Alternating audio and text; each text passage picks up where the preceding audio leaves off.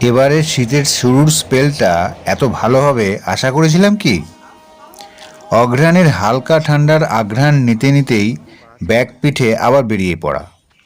এবার বীরভূমের মামাভাগ্নে পাহাড়, সঙ্গে হেতমপুর রাজবাড়ি, বক্রেশ্বর ড্যাম, যেটা নীল নির্জন ড্যাম বলে বেশি পরিচিত, শেষে বক্রেশ্বর উষ্ণুর প্রস্রবণ, আর সঙ্গে 51 সতীপীঠের অন্যতম এবং বীরভূমের 5টি সতীপীঠের মধ্যে একটি সতীপীঠ। তবে এসব কি একদিনে ঘুরে নেওয়া সম্ভব?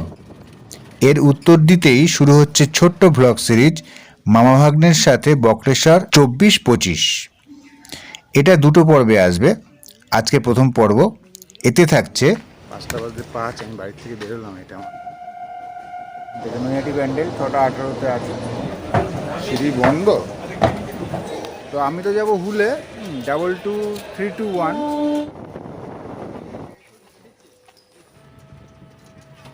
আপনি প্যাকেজে ঘুরিয়ে দেবেন, তাই তো? আমি প্যাকেজে ঘুরে দেবো আপনাকে। মনে হচ্ছে যেন কেউ পাথর উপর থেকে ফেলে রেখে এসেছে। শীতকালে ঘুরতে আসার জন্য বেশ ভালো জায়গা। ধানগুলোকে আলাদা করা হচ্ছে খড় থেকে, তাই তো? ঝাড়াই হচ্ছে। ও আচ্ছা, এই গ্রামটার নাম কি? হ্যাঁ, দুবরাজপুরের পাহাড়েশ্বর। ও, আমার এদিকে মামা আর এদিকে ভাগ্নে। হাই, আমি তির্যক, আর তোমরা দেখছো আমার channel tour and tune with Tiryak, সংক্ষেপে TNTT।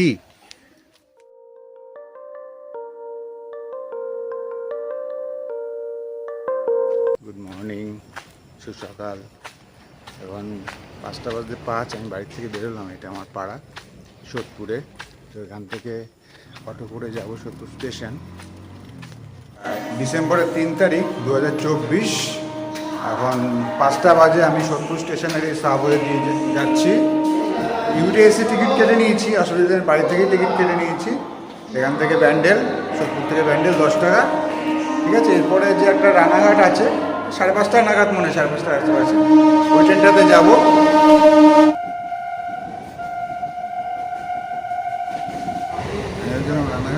রানাঘাট বেরিয়ে আছে এখনো। শান্তিপুরটা পেয়ে গেলাম হঠাৎ করে স্টেশনে এসেই, তো ওটাতে উঠে পড়লাম। একটু আগে পৌঁছে থাকবো।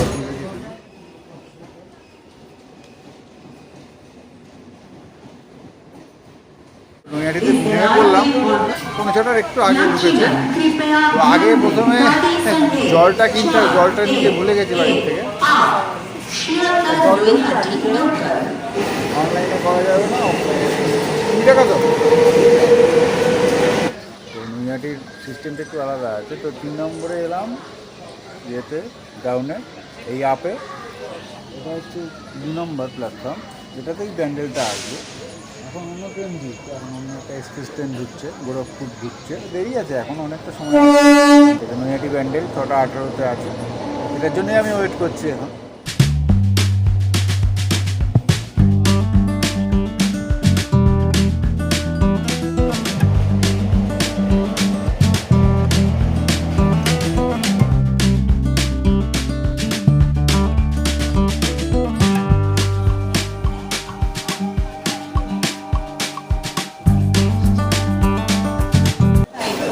ব্যান্ডেলে নেমে পড়লাম, 28-এ ঢুকলো। দেখতে হবে কোন প্ল্যাটফর্মে দেবে ট্রেন। ও বাবা, সিঁড়ি বন্ধ। তাহলে আর এই সিঁড়ি দেওয়ার কি মানে? এই যে এখানে 2 নম্বর প্ল্যাটফর্মে স্টল থেকে, থ্যাংক ইউ দাদা। খুচরো করলাম, চা খেয়ে নিচ্ছি। আর হুল এক্সপ্রেস সম্ভবত 1 নম্বরে দেয়, উনি বললেন। এই 1 নম্বর প্ল্যাটফর্মটা ওই পোস্টে পড়ে। আর এইটা হচ্ছে দিয়ে, এখানে তো কাটোয়ালোকাল দাঁড়িয়ে রয়েছে। ঠান্ডার মধ্যে একটু গরম করে নেওয়া।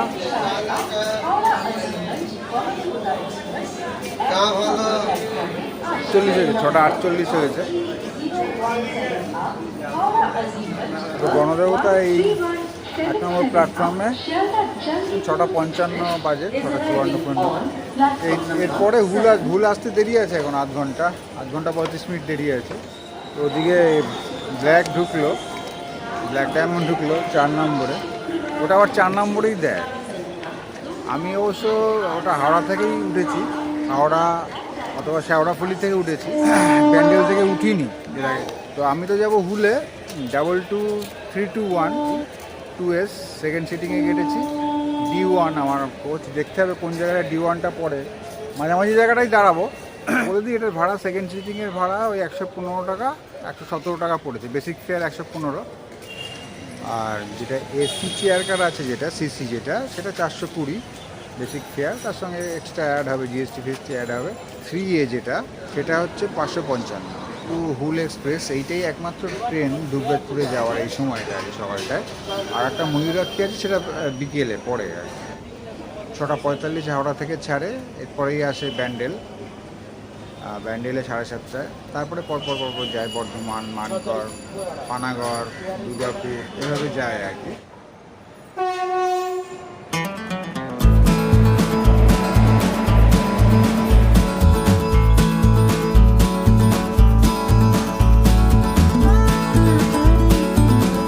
খোলা এদিকে, ওইদিকে দরজাটা বন্ধ করে রেখে দিই।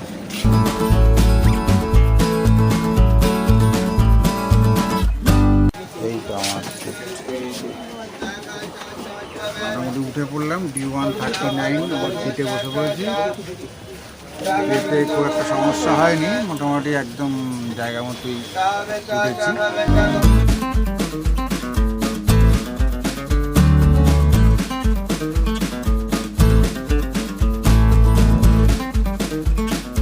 এটা 10 মিনিট মতো লেট করে দিলাম, দেখা যাক সেটা মেক আপ করবে নাকি, দেখা যাক, অসুবিধা নেই।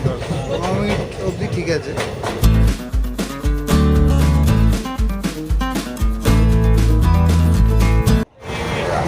আটটা বেজে গেছে, বাড়ির থেকে আনা খেয়ে নি, খিদে খিদে পাচ্ছে। ভোরবেলা উঠেছি তো আজকে বেশি।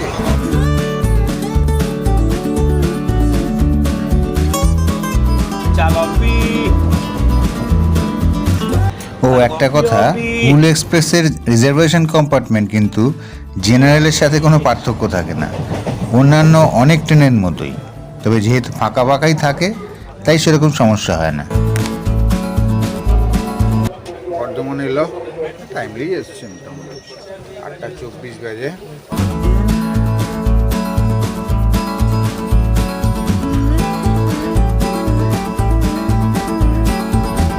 নটায় এলো মানকর। আমার ইচ্ছে আছে পরবর্তীকালে এই মানকরে নেমেই যেতে হয়। আলপনা গ্রাম বলে একটা গ্রাম আছে আর কি, এখান থেকে নেমেই যেতে হয়।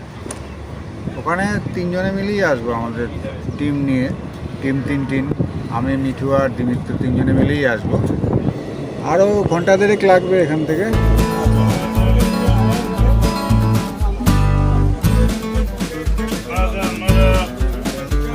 এই 9:10 এলো পানাগড়, এরপর দুর্গাপুর, তারপরে মানে অন্ডাল, তারপরে উখড়া, পাণ্ডবেশ্বর, তারপরে হচ্ছে দুর্গাপুর।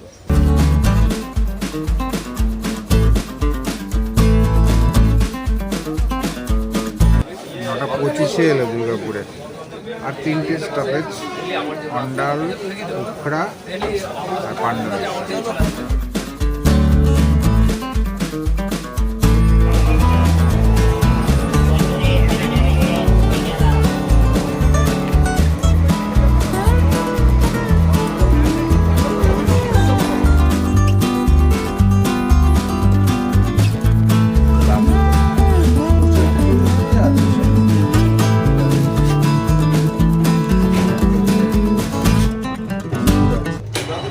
টেবিল আছে, একটা কোচ থেকে আর একটা কোচে যাওয়ার যেটা আছে আর কি। অন্ডাল 10:07 এলো উখড়া, তারপরে পাণ্ডবেশ্বর, তারপরে দুর্গাপুর।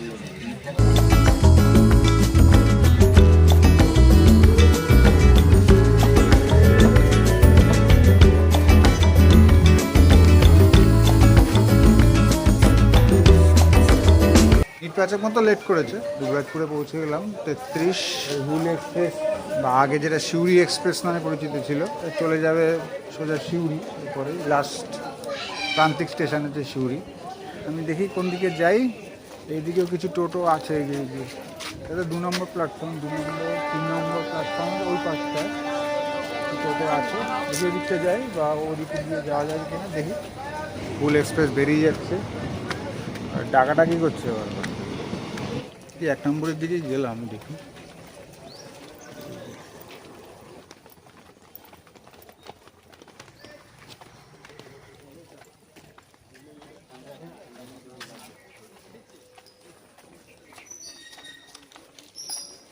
এখান দিয়ে গেটটা দিয়ে ডান দিকে চলে যেতে হবে। এই যে এখানটা দিয়ে টিকিট কাউন্টারও রয়েছে, মানে বন্ধ আছে। এখান থেকে নেমে ওই যে ওইদিকে দূরে দেখছি মানে টোটো স্ট্যান্ড আছে, এখানটা কিছু গাড়ি আছে, আর একটু এগিয়ে যেতে হবে মানে ওদিকটা। এই স্টেশন চত্বরটা, সামনেই টোটো স্ট্যান্ড রয়েছে। মা বাবা নিয়ে যাবে? আমি একজন। কত করে ভাড়া? ভাড়া কত?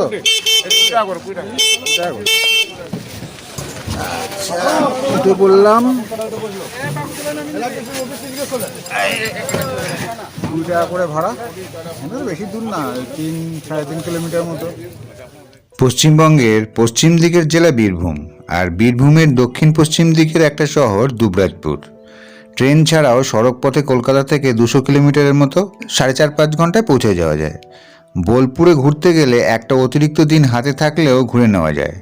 ওখান থেকে 46 কিলোমিটার।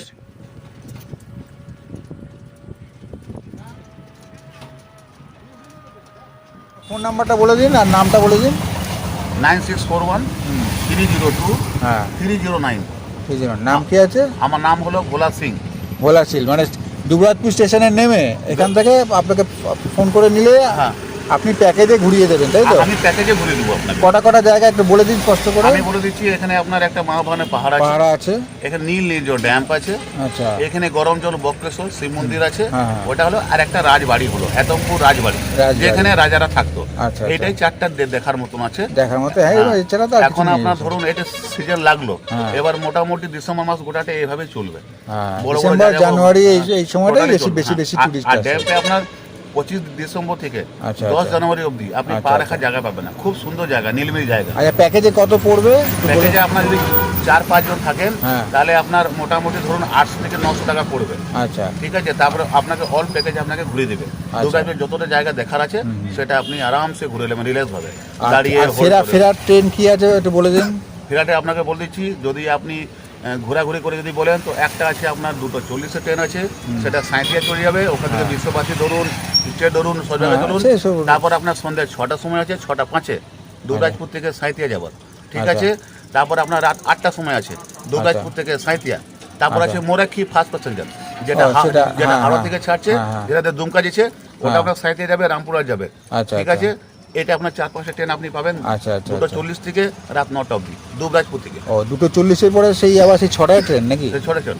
তাহলে পরেরটা ধরলে আমার হবে না, আমার 2:40টাই। তারপর যদি আপনারা মনে করেন কি সব কিছু দেখে শুনে একটা ভালো হোটেলে যদি আমি দাঁড়াবো, রাতে হোল্ড করব, নাইট হোল্ড করুন, সকালে ফেরার পথে ফার্স্ট মেমু লোকাল পাবেন আপনি 5:25, যেটা শিয়ালদা যায়। তারপরে আপনি পাবেন 6:42 মোরাক্ষী হাওড়া যাবার, মানে মর্নিং দিক থেকে। আর তারপর আছে দুপুরে আছে ইয়ে 1:56 ফুল এক্সপ্রেস। ফুল এক্সপ্রেস আছে 1:56, সেটা জানি। মা বাবার পাহাড়ের এখানটায় নেমে গেলাম, তো টোটো বুক করে নিয়েছি। বলছি পরে ডিটেলসটা তো বলে দিয়েছে, আমি তাছাড়াও বলে দিচ্ছি। গেট মতো করা আছে, ছোটো করে স্টল আছে খাবারের, এই এদিকে টুকটাক স্টল খাবার দাবার। জল দেবেন তো 1 লিটার? কত? 20 টাকা। টোটো চালক ভোলা সিং যতই 800-900 টাকার প্যাকেজের গল্প শোনাক, সেটা কিন্তু আমার মতে যথেষ্ট বেশি। আমি 500 টাকায় বুক করেছিলাম, যদিও একা ছিলাম বলে, তাই ভালো করে দাম দর করে নিতে হবে কিন্তু। আর রিজার্ভ না করেও ঘোরা যায়, সেক্ষেত্রে রুটের ভাড়া দিতে হবে, যেমন স্টেশন থেকে 20 টাকা। স্পট থেকে স্পটে কত নেবে সে বিষয়ে ডিটেলস অবশ্য জানি না, আর সময়ও বেশি লাগবে নিশ্চয়ই। তবে মামা ভাগ্নে পাহাড় আর বক্রেশ্বর উষ্ণ প্রস্রবণ দেখলে টোটো, অটো বা বাসে করেও ঘোরা যায় সম্ভবত। তো এখানে একটু জলও নিলাম, জল কিনলাম আর একটু ছাতুর শরবত খেয়ে নিচ্ছি 20 টাকা করে।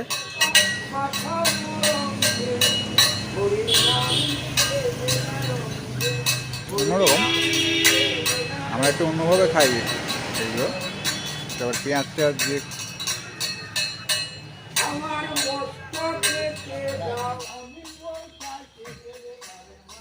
কলাগুলো আছে।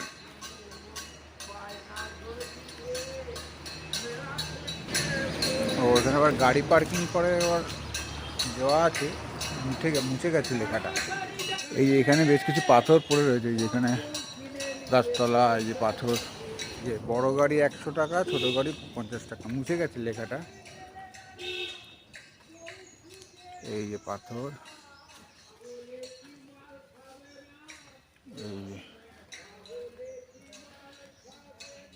এই পাহাড়েশ্বর পার্ক, এখানে আমরা টিকিট কেটে ঢুকতে হয়, প্রবেশ মূল্য 10 টাকা। এখানে আমরা পরে আসবো, আমরা এই দেখে নিই মন্দিরটাকে।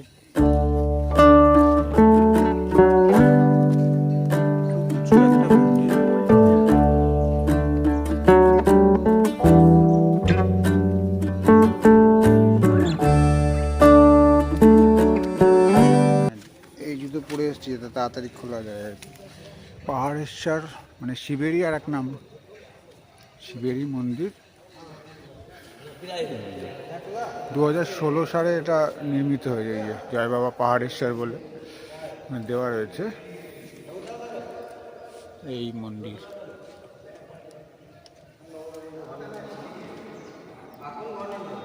সুন্দর, বেশ ভালো কারুকার্য করা আছে সাদা রঙের উপরে।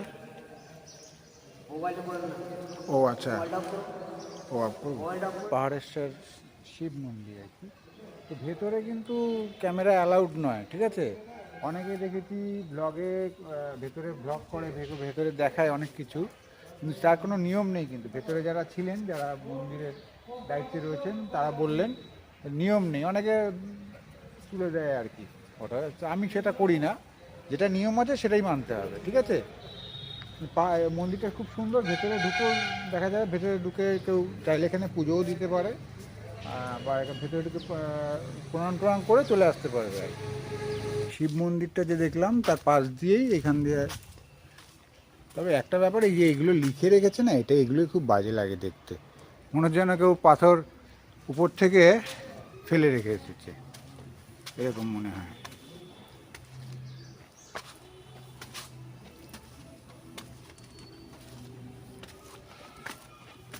আর এখানে একটা মন্দির আছে, সেই মন্দির বোঝা যাচ্ছে না এখানে।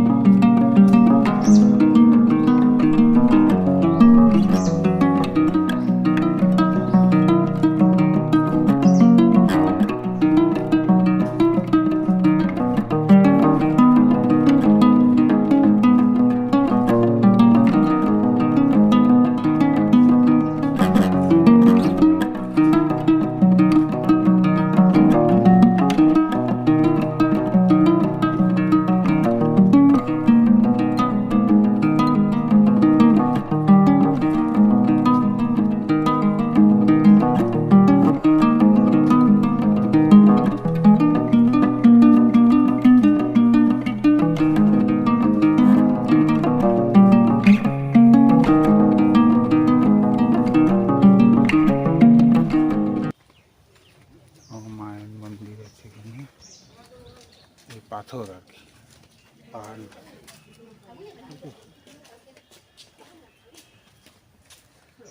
এখানে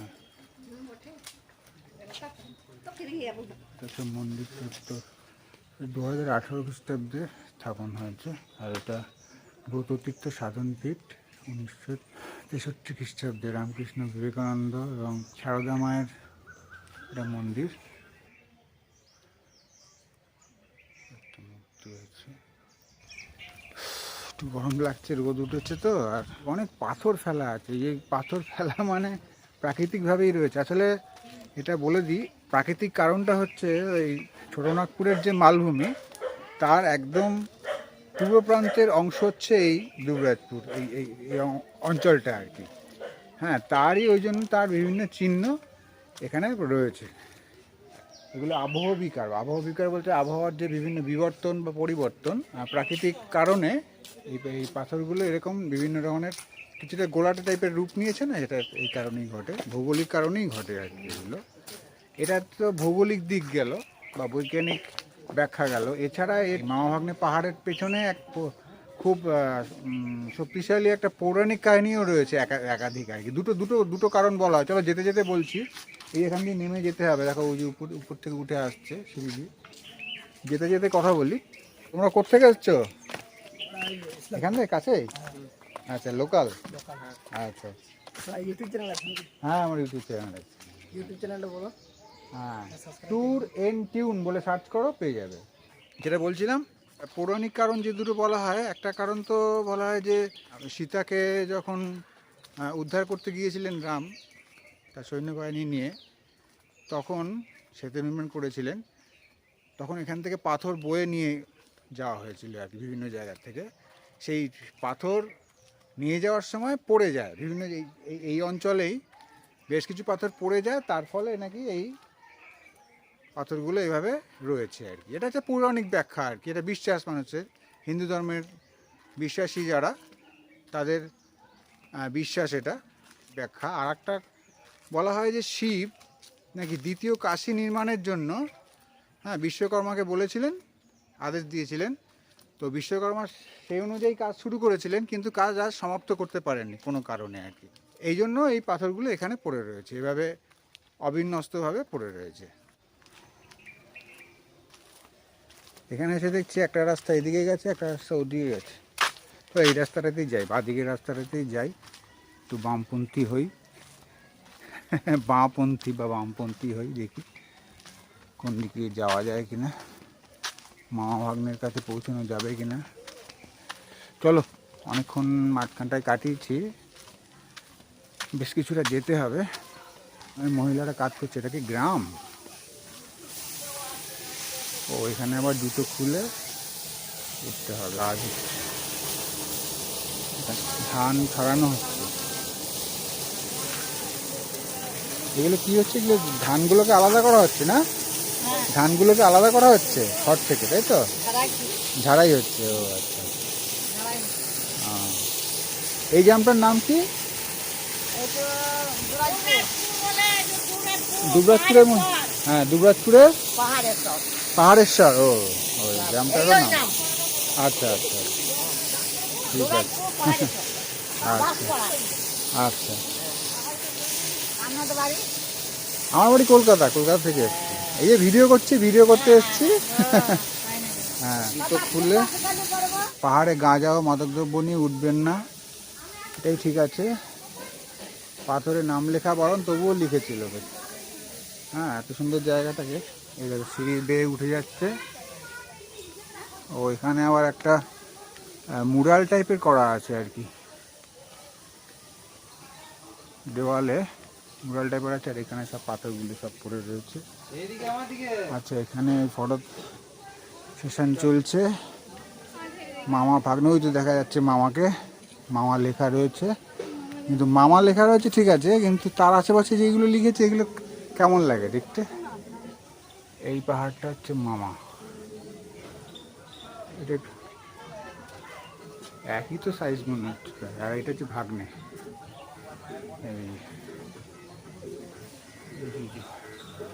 গায়ে যেগুলো লিখে রেখেছে এগুলোই খুব খারাপ, এবং কেমনভাবে রয়েছে দেখো পাথরগুলো, প্রাকৃতিকভাবে এগুলো হয়ে রয়েছে। কি অদ্ভুত লাগে না? মনে হয় যেন কেউ বসিয়ে দিয়ে গেছে কীভাবে যেন, কোনো বিরাট কোনো কেউ শক্তিশালী কেউ এসে বসিয়ে দিয়ে গেছে, এরকম মনে হয়। অদ্ভুত সত্যি। প্রকৃতির ব্যাপার স্যাপার সত্যি আমরা এখনো তার কাছে কত ক্ষুদ্র। ও এখানে আবার গান টান বাজছে, ডিজে বাজাচ্ছে।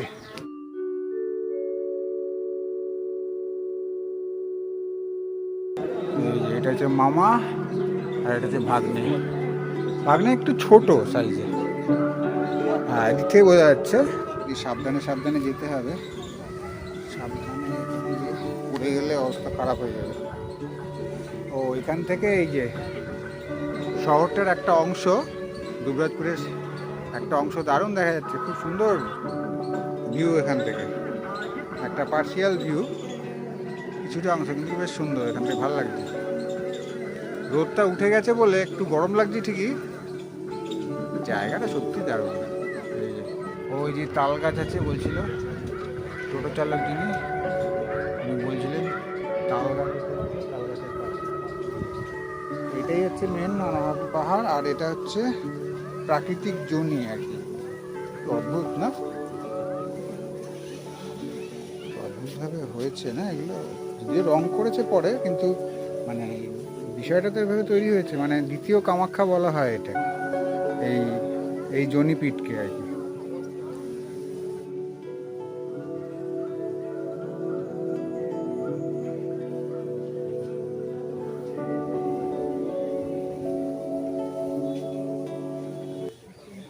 মেমোরি লোক, আমি আছি কলকাতার দিক থেকে, আমি সোদপুর নাম শুনেছেন? হ্যাঁ সোদপুর, ওই সোদপুর থেকে ইলামবাজারে যাবো ইচ্ছা আছে। ইলামবাজারে ওই একটা জঙ্গল আছে না, ফরেস্ট আছে না ইলামবাজারে? হ্যাঁ সব আছে, ফরেস্ট আছে, তাহলে একটা ফসিল গ্রাম হয়েছে না? ফসিল গ্রিন, ওটাও আপনার পার্ক হচ্ছে। ফসিল আপনার ইউটিউবে কি চ্যানেল কি না? চ্যানেল আমাদের ট্যুর এন্ড টিউন বলে সার্চ করলে পেয়ে যাবে। বেশ ঠিক আছে, আসি তাহলে। হ্যাঁ হ্যাঁ আবার দেখা হবে পরে। হ্যাঁ।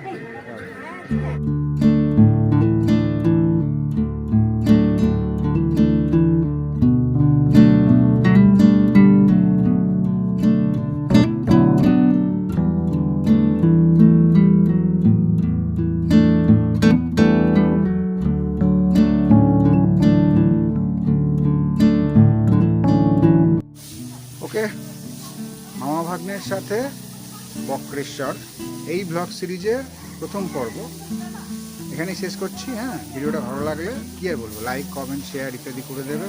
সাবস্ক্রাইব করা না থাকে নতুন যারা, তারা অবশ্যই সাবস্ক্রাইব করে নেবেন এবং পাশের বেল আইকন ট্যাপ করে দেবেন যাতে নোটিফিকেশন ঠিকঠাক চটপট চলে যায়। ঠিক আছে, সুস্থ থাকবেন, সুস্থ থেকো, নিজের মতো করে খুব ভালো থাকবেন, থেকো। আজকের মতো টাটা।